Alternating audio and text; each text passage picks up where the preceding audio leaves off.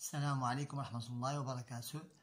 C'est une séance des maths appliquée dans le manuel Le Petit Matheux, classe de la 6e primaire, en enseignement primaire. Là, nous sommes maintenant dans la deuxième leçon. Dans la deuxième leçon qui est les droites parallèles et les droites perpendiculaires.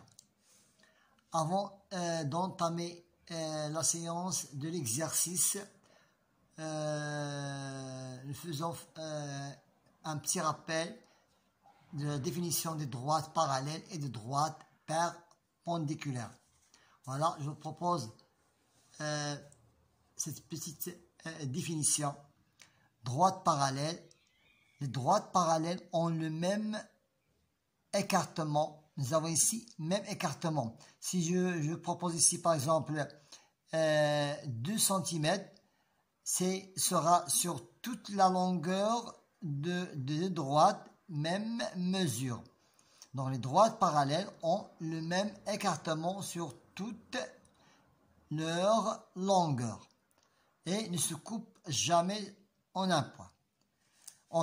Si on note, par exemple, si on note D est parallèle à D1, on note D parallèle à D1 et on lit D1, par exemple, bien D est parallèle à D.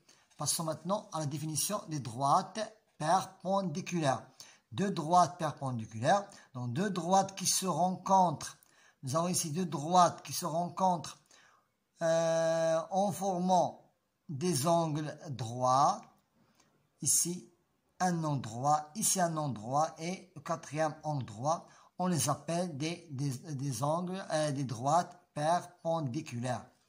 Et on note D1 est perpendiculaire. Voilà le symbole de la perpendicularité et perpendiculaire à D. Et on lit D1 est perpendiculaire à D. Maintenant, passons à l'exercice. Passons à l'exercice. Dans chacun des cas suivants, je mets une croix si les deux droites sont parallèles. Nous avons déjà fait un rappel à c'est quoi deux droites parallèles. Ont le même écartement sur toute leur longueur. Ici, il n'y a pas le même écartement, donc ce n'est pas deux droites parallèles. Ici, il y a les mêmes écartements durant toute leur longueur. Donc, je peux mettre ici une croix. Pour la question, pour le troisième exercice, non, ils se rencontrent en un point. Ici, je remarque ici qu'il y a même écartement. Je peux mesurer ici, il y a même écartement. Donc, je peux mettre ici une croix. Même ici, il y a, durant toute leur longueur, il y a ici des mêmes écartements. Je peux mettre une croix. Non, ce sont deux droites qui se coupent. Ici, ce n'est pas deux droites perpendiculaires, pardon, deux droites parallèles et deux droites parallèles. Pour l'avant-dernier exercice, ce sont deux droites perpendiculaires. On ne parle pas ici. Et ici, deux droites parallèles ont même écartement durant toute leur longueur. Je peux mettre ici une croix. Et cette barre parallèle, c'est déjà d'après leur nomination. Donc, ce sont deux droites parallèles. Passons à la question numéro 2. Dans chacun des cas suivants, je mets une croix si les deux droites sont perpendiculaires, ça veut dire formant des angles droits. Donc, ne font pas un angle droit. D'après l'écart, on utilise l'écart pour mesurer ou bien pour préciser s'ils sont deux droites perpendiculaires. Donc, ce ne sont pas deux droites perpendiculaires. Ici aussi, ne sont pas deux droites perpendiculaires. C'est déjà pareil. Ici, oui. Regardez ici, deux droites perpendiculaires. Je peux mettre ici une croix. Ici, on n'a pas encore allongé la droite. Ce ne sera pas, puisqu'il n'est pas allongé, et il n'a pas un angle droit, donc ce n'est pas de droite perpendiculaire. La même chose ici, ils ne sont pas allongés pour former un angle droit. Ici, oui, voilà, un angle droit. Donc c'est deux droites perpendiculaires. Ici, sont deux droites parallèles. Ça fait partie de l'exercice. Passons à l'exercice numéro 3. Dans chaque cas, nous avons ici 3 cas. Je trace en vert un stylo vert ou bien crayon de couleur vert à droite perpendiculaire à la droite D. Passons par le point B. Passons par le point B. Donc, je n'ai qu'à poser la base de l'équerre sur la droite D et B passant par la perpendicularité de l'équerre. Voilà. Et je trace la droite qui est perpendiculaire à B. Donc, je trace la droite perpendiculaire à droite D passant par le point B. Et j'allonge la droite qui est en vert. Je passe ici la même chose. Je termine avec les droites perpendiculaires. Après, en passant en parallèle. Toujours la base de l'équerre sur la droite D. Et je glisse l'équerre jusqu'à ce que j'arrive au point B. Et je trace la droite perpendiculaire en vert. Voilà, droite. Je dois ici indiquer le signe de la perpendicularité. La même chose ici, je dois indiquer le signe de la perpendicularité. Je reviens ici, la même chose. Je pose la base de l'équerre, ou bien de ce côté-là, ou bien de ce côté-là. Ou bien je peux mettre de cette façon, horizontalement. Je peux poser la base de l'équerre sur la droite D. Et je trace la droite passant par le point B qui est perpendiculaire à la droite D. Et j'allonge, voilà, j'allonge et je trace le signe, le symbole de la perpendicularité. Il nous a dit maintenant de tracer en rouge la droite parallèle à la droite D passant par le point A. Donc, je n'ai qu'à utiliser, ou bien j'utilise la règle. J'utilise la règle et l'équerre. J'utilise la règle et l'équerre et je fais glisser l'équerre jusqu'à ce que j'arrive au point A et je trace en rouge la droite parallèle. Je trace en rouge la droite parallèle passant par le point A. La même chose ici. J'utilise toujours l'équerre et la règle. Toujours la règle, la base de l'équerre sur la droite, il nous a dit à droite D. Donc, je dois poser, voilà droite D, je passe la base de l'équerre sur la droite D et la règle et je fais toujours glisser la droite qui est en rouge. C'est à droite D. Je pose la base de l'équerre collée à la règle et je fais glisser seulement la base de l'équerre ou bien l'équerre entière et je trace la droite passant par le point A. Voilà. Donc la droite qui est en rouge est perpendiculaire à la droite D. Le même ici. Donc, puisque la droite D qui est en vert, je fais glisser, je pose la base de l'équerre sur la droite D en faisant semblant de tracer une droite perpendiculaire, mais je n'ai qu'à coller la règle à l'équerre et toujours glissant l'équerre, voilà, et je trace la droite parallèle à la droite D passant par le point A. Passons à la page. Passons à la page 9. Je trace une droite D et un point A n'appartient pas à la droite D. Donc le point A, ici, n'appartient pas à la droite D. Je suis les étapes et je trace une droite D', passant par le point A, et perpendiculaire à la droite D. Voilà. Je n'ai qu'à poser. Je trace, voilà, le point A. Je peux ici indiquer par exemple une croix, comme ça, indiquer une croix, et je trace à l'aide de l'équerre. Je peux poser verticalement, voilà, verticalement, de cette façon-là, et je trace une droite, voilà, passant par le point A et perpendiculaire à la droite D. Voilà. Et voilà le signe de la perpendiculaire. La même chose, je repère mentalement la position de la droite. J'ai repéré mentalement. Après, je trace un côté à l'aide de l'équerre. Et à la fin, je prolonge avec la règle et je nomme cette droite D'. Je dois le nommer par exemple D'. Je dois le nommer D'. Ça, ce sont seulement des étapes pour tracer. Ce n'est pas un exercice. Voilà l'exercice c'est l'exercice numéro 5. C'est l'exercice numéro 5.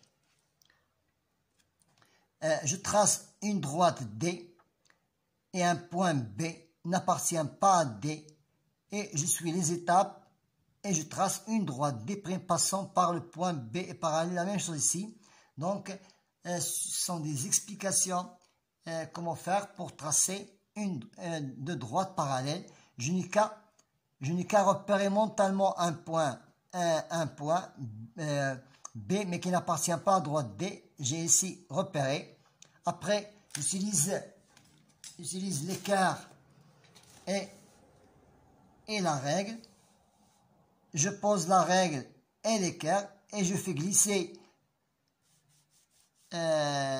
l'équerre jusqu'au point B à la fin pour tracer la droite parallèle.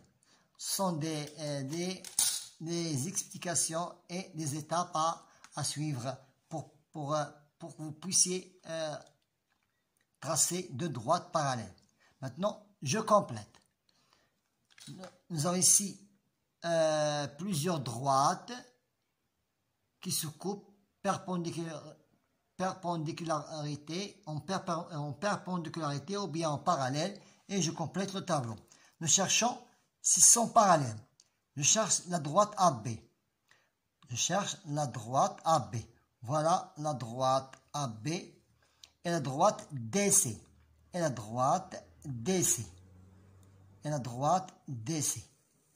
sont parallèles, oui. Elles ont déjà répondu AD. Je cherche la droite AD. Voilà la droite AD. Et la droite AC.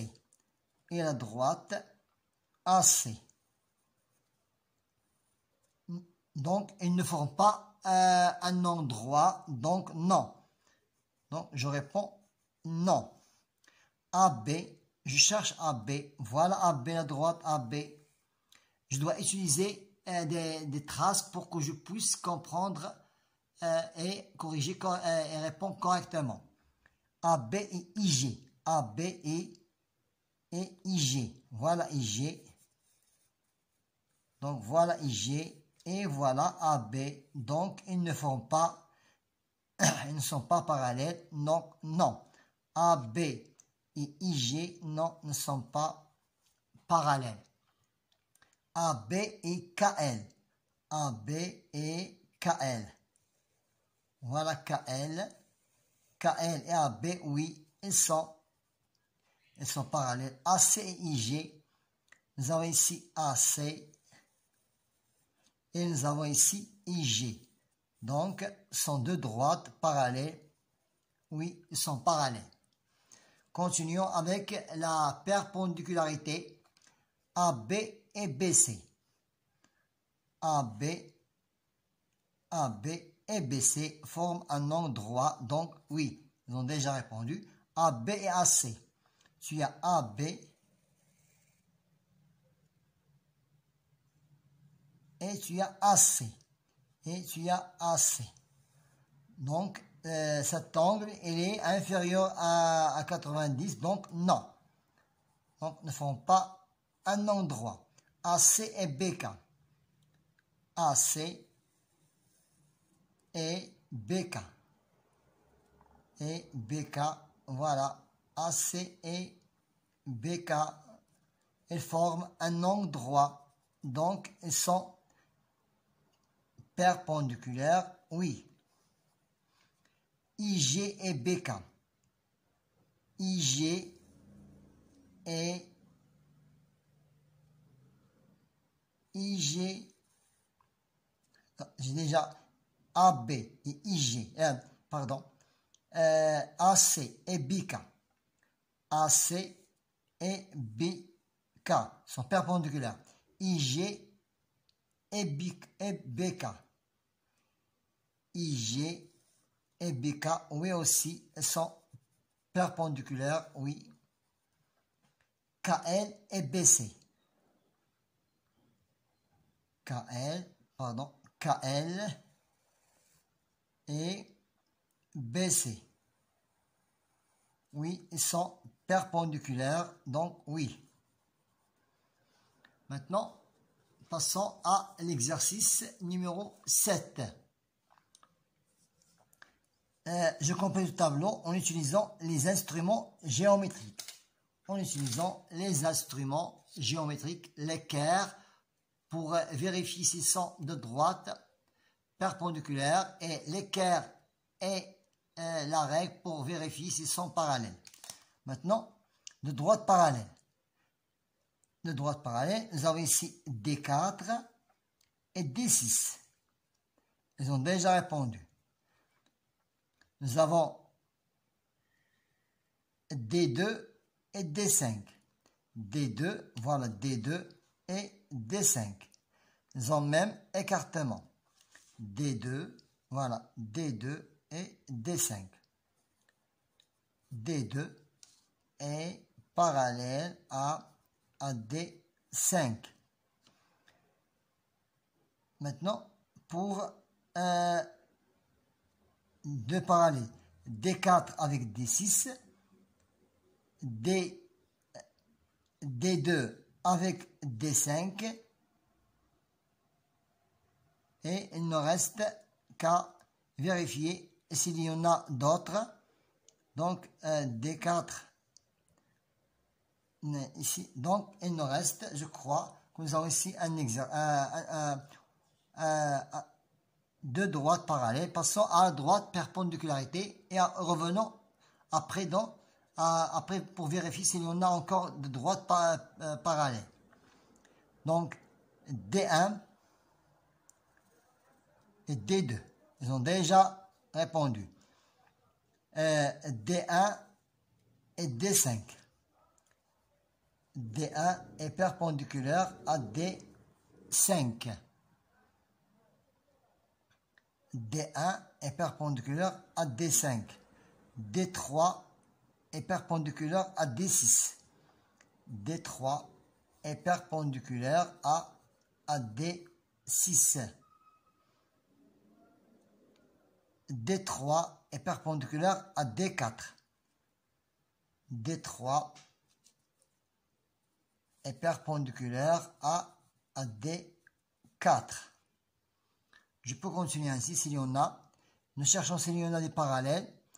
D2 avec D5. D4 avec D6.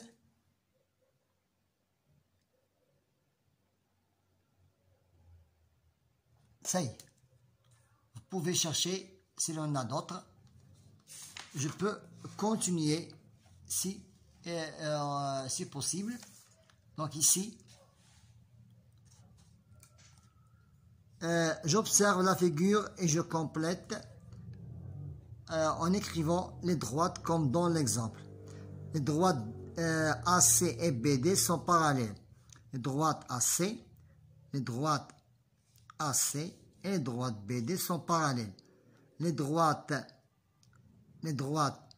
AC, les droites AC et D1 sont parallèles. Les droites AC et D1 sont parallèles. Maintenant, les droites perpendiculaires maintenant. D1 et D2. D1 est perpendiculaire à D2. Et autre exercice à chercher, D3 est perpendiculaire par exemple à CD. D3 est perpendiculaire à CD. Et aussi, D3 est perpendiculaire à AB par exemple. Voilà, nous avons ici des parallèles et des perpendiculaires. Je peux passer directement, donc ça, on peut sauter cet exercice qui n'est pas assez pratique. Donc on passe à la pratique de l'exercice, page 10. Je trace une droite D3 perpendiculaire à D1. Je trace une droite D3 perpendiculaire à D1. Voilà, je peux utiliser seulement l'équerre et je trace la droite de ce côté-là ou bien de ce côté-là, mais qui soit perpendiculaire. La base de l'équerre sur la droite et la perpendicularité, c'est ici je fais passer la droite D3. Donc D3, voilà, D3.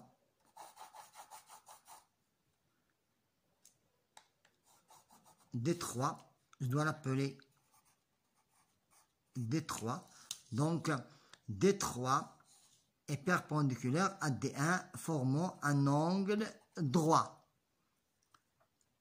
Quelle est la position de D3 par rapport à D2? Quelle est la position de D3 par rapport à D2? Voilà, je peux vous montrer. Voilà, elles sont parallèles. Donc D3 et D2, D3 et D2 sont parallèles. Donc D3 est parallèle à D2. D3 est parallèle à D2. Maintenant, passons à la dernière page de notre leçon. C'est je trace une droite C parallèle à A. Parallèle à A. Voilà, la droite C. Et puisqu'ils sont déjà la perpendiculaire la droite perpendiculaire, je m'appuie sur la droite B pour tracer une autre droite. Voilà, qui s'appelle la droite C. Regarde ici, je prends deux stylos et je vérifie. Donc, nous avons la droite A et la droite C. La droite A et la droite C sont parallèles. C'est grâce à la droite B qui nous a aidé à tracer cette droite. Voilà. Quelle est la position de C par rapport à B? Quelle est la position de C? Quelle est la position de C par rapport à B? Ce sont deux droites perpendiculaires. Donc C est perpendiculaire à la droite B. Pour la dernière question, nous utilisons des crayons de couleur, bien des stylos. Donc, pour chaque figure, je trace en bleu, en stylo bleu, ou bien un crayon de couleur bleu, une droite D1 perpendiculaire à la droite D. Passons par A. C'est facile. Tu n'as qu'à poser l'équerre sur la base sur la base de l'équerre sur la droite et je trace une droite perpendiculaire en utilisant la règle pour continuer de tracer. Voilà.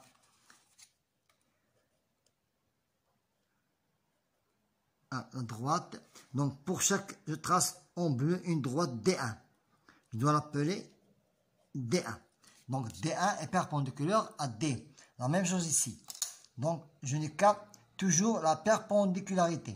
Donc toujours là, la perpendicularité. Je n'ai qu'à poser l'équerre, la base de l'équerre sur la droite, ou bien de ce côté-là, ou bien verticalement, ou bien horizontalement. Je peux poser le rapporteur, la base de rapporteur sur la droite et je trace la perpendicularité, voilà, qui s'appelle, je dois l'appeler toujours D1. Toujours la base de l'équerre sur la droite et la perpendicularité passant par le point A. Voilà, je continue de tracer toujours avec les mêmes outils ou bien la même règle, l'équerre. Je dois l'appeler toujours D1. Donc D1 est perpendiculaire à droite D, passant par A. Toujours, je pose de ce côté-là, horizontalement. Toujours qu'il soit perpendiculaire, formant un angle droit, ou bien, voilà, vous avez le choix. Et je trace la droite perpendiculaire, passant par le point A et perpendiculaire à la droite D, formant un angle droit. Dernier exercice. Pour chaque figure, je trace en vert, en stylo vert, ou bien crayon de couleur vert, une droite D1 parallèle maintenant. Parallèle, donc je dois utiliser l'équerre et la règle. Je pose la base de l'équerre sur la droite et je la colle à la règle. Je fais glisser l'équerre jusqu'à ce qu'il se fixe sur le point. J'enlève la règle et je trace à l'aide de stylo ou bien de crayon de couleur vert.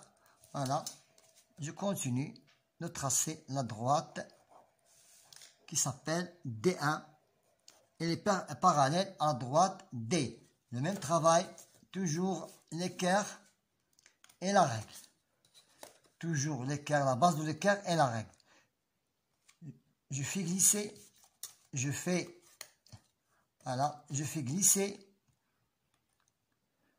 Toujours, je fixe la règle et je glisse l'équerre jusqu'à ce qu'il se fixe à la droite et je continue de tracer à droite D qui s'appelle, ça c'est une droite qui s'appelle D et cette droite qui s'appelle D1. Le même travail, toujours en utilisant la règle et l'équerre, la base de l'équerre sur la droite et collée à la règle, je fais glisser l'équerre jusqu'à ce qu'il se fixe au point A et je trace et j'allonge la règle, je l'ai appelée D1.